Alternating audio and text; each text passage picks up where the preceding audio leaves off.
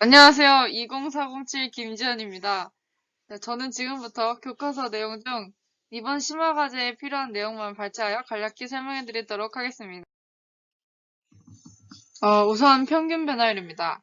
여기 그래프를 보시면 y는 fx 위에 두 점, a와 b를 확인하실 수 있으실 텐데 a에서 b까지 x 값의 변화량, 즉 b-a를 델타 x, 그리고 y 값의 변화량, 즉 fb-fa를 델타 y라고 설정한다면 우리는 델타 x분의 델타 y, 즉 b-a분의 fb-fa를 x값이 a에서 b까지 변할 때 함수 y는 fx의 평균 변화율이라고 정의 내릴 수 있습니다. 근데 x의 중분에 대한 y의 등분은 어디서 이미 많이 들어본 내용인데요. 바로 함수의 기울기를 배울 때 들었던 내용이죠. 때문에 여기서 우리는 평균 변화율이 위와 같은 조건인 경우에 a와 b를 지나는 직선의 기울기와 같음을 확인할 수 있습니다. 순간 변화율은 간단하게 말씀드리자면 방금 설명한 평균 변화율의 극한값이라고 할 수 있는데요. 우선 이 그래프로 보여드리자면 y는 fx 그래프 위에 한 점을 p로 또 다른 한 점을 a로 잡고 각 x값을 각각 a와 a 플러스 델타 x로 표현해 보았습니다. 이때 a가 점 b와 c의 위치로 이동할 때 x의 증분 역시 줄어드는 것을 확인하실 수 있을 텐데요. 줄어들수록 하나의 직선에 가까워진다는 것을 확인하실 수 있으실 겁니다. x의 등분이 0에 가까워질수록 직선 PA는 점 P에서의 접선과 한없이 가까워지는데요. 순간 변화율은 바로 이 x의 변화율이 0으로 갈 때 평균 변화율의 극한값이라고 할 수 있습니다. 이를 수식으로 나타내는 것이 아래의 표현이고요.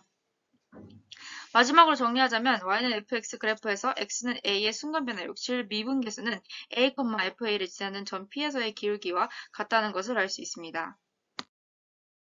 도함수의 정의입니다. 도함수는 앞서 정의한 순간 변화율의 값을 모두 대응시켜 새로 도출해낸 함수를 일컫는데요. 미분이 가능한 모든 a의 값을 x에, 각 값에 대응하는 미분계수를 y에 대입하여 함수를 만들었다고 보시면 될 것 같습니다. 문제를 해결하는 데 있어 도함수를 보고 원함수를 그려내는 것 역시 중요하기 때문에 이것만 설명하고 교과서 정리를 마무리하도록 하겠습니다. 2차 함수의 도함수는 1차 함수의 형태로 나타낼 수 있는데 주로 2차 함수의 도함수를 묻는 문제는 별로 출제되지 않기 때문에 자세하게 설명하지 않겠습니다. 3차 함수의 도함수는 크게 세 가지의 개형으로 나눌 수 있습니다. 보시는 것처럼 2차 함수로 표현되고 판별식의 값에 따라 x축과 만나고 접하고 만나지 않는 것으로 나눌 수 있고 각 상황에 대응되는 그래프는 아래와 같습니다. 마지막으로 4차 함수인데요. 3차 함수의 형태로 나타나지는 4차 함수의 도함수는 지금 보시는 것보다 더 많은 개형이지만 아래 세 가지의 형태의 함수가 주로 언급되기 때문에 참고하시고 넘어가시면 될 것 같습니다. 네, 다음으로 저는 미분을 바탕으로 총 효용, 한계 효용, 그리고 평균 효용에 대해서 발표하겠습니다. 우선 효용이란 재화나 서비스를 소비함으로써 얻을 수 있는 주관적인 만족, 즉 개인의 평가를 말합니다. 또한 총효용이란 일정 기간 동안 재화나 서비스를 소비함으로써 얻을 수 있는 효용의 총량, 즉 효용의 누적된 크기를 의미합니다. 한편 한계 효용이란 어떤 재화나 서비스에 대한 소비를 한 단위 증가시킴에 따라 변화하는 효용의 양으로 이 그래프를 보시면 한계 효용은 접선의 그래프의 기울기를 의미하는데 이렇게 생각하면 미분의 순간 변화율이라고 알고 있으면 됩니다. 따라서 한계 효용 또는 marginal utility는 단위량에 대한 미분값 분의 총 효용에 대한 미분값이라고 생각하면 될 것 같습니다. 이때 한계 효용을 구하기 위해서는 편미분을 사용하는데요. 편미분이란 변화시키고자 하는 변수를 제외하고 모든 변수를 고정하는 것으로 효과적으로 단위량의 변화에 따른 효용 변화를 구하기 위해 사용됩니다. 마지막으로 평균 효용이란 average utility라고도 하는데 단위량에 대한 총 효용의 평균으로 여기 그래프를 보시면 원점과 총 효용 곡선의 한 점을 이은 직선의 기울기로 미분의 평균 변화율이라고 생각하면 됩니다. 이에 대해서 실생활 예시를 한번 들어보겠습니다. 우선 여기 스마트폰을 보는 한 학생이 있다고 칩시다. 이 학생은 1시간, 2시간, 3시간 동안 계속해서 스마트폰을 볼 때마다 효용이 늘어나지만 어느 순간 3시간이 지났을 때 현타가 오게 되고 이제 공부를 해야 되겠구나 생각하면서 점점 효용이 줄어들기 시작합니다. 따라서 3시간이 넘어서 4시간, 5시간이 될수록 증감폭은 오히려 감소하게 되고 여기 이 표를 보게 되면 0시간에서는 0, 1시간에서는 13의 초용 효용이 있었지만 2시간부터는 24, 3시간부터는 32로 해서 계속 증가하게 됩니다.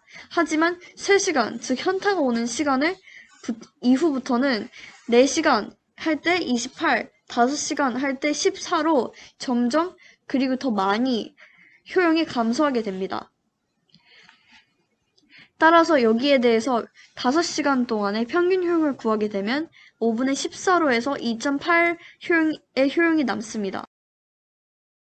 안녕하세요. 저는 2학년 2번 신지우입니다. 그럼 이제 평균 효용과 한계 효용의 개념을 이용하여 문제를 만들어 보도록 하겠습니다. 여기에 로켓이 있습니다. 이 로켓에 연료를 많이 채우면 채울수록 로켓이 날아가는 속도가 커지고 연료의 효율이 커지지만 일정량이 지나고 나면 로켓이 감당하기 어려워질 정도로 연료통이 무거워지면서 같은 연료로 낼 수 있는 속도가 점점 줄어들고 로켓이 목표 지점에 도달하지 못하거나 추락하게 될 위험도가 커져 오히려 효율이 떨어진다고 합니다.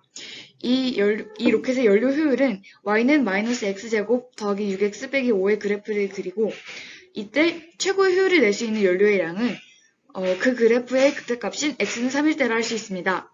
이때 평균 효용은 x가 3인 지점과 원점을 연결한 선의 기울기인 4분의 3이라고 할 수 있습니다. 그렇다면 이 로켓의 연료량과 평균 효용이 최대인 지점은 언제라고 할 수 있을까요? 먼저 평균 효용을 구하기 위해서는 그래프의 한 점과 원점을 이은 직선의 기울기를 알아야 하는데 원점을 지나면서 효용 그래프의 한 점을 지나고 기울기도 최대가 되기 위해서는 그 직선은 원점을 지나는 효용 그래프의 한 점의 접선이어야 합니다. 그 직선을 구하기 위한 식을 세워보면 다음과 같습니다.